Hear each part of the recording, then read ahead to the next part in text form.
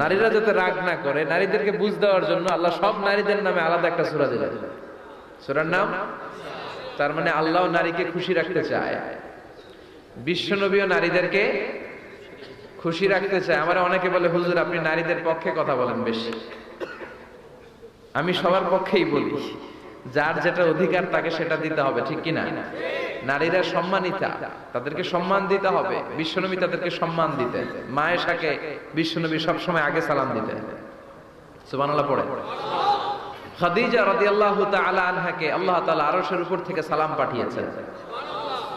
এজন্য নারীদেরকে সালাম দিবেন বেশি বেশি।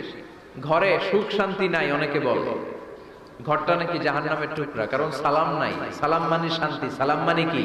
সালাম মানে, চিল্লায় বলেন, জান্নাতীরা যখন জান্নাতে ঢুকবে, ফেরেশতারা জান্নাতীদেরকে কি বলবে? সালাম, শান্তি। Enter the paradise with peace and security. শান্তি এবং নিরাপত্তার সাথে জান্নাতে ঢুকে যান। এজন্য ঘরটারে শান্তিময় বানাতে চাইলে সালাম দিতে হবে। কি দিতে হবে?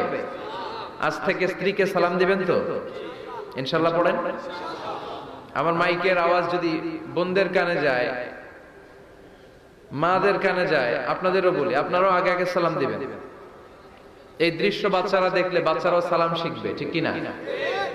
মা খাদিজার ব্যাপারে আল্লাহ বলেছেন, জিব্রাইল তুমি যে খাদিজার আমার পক্ষ থেকে সালাম দিয়ে দাও।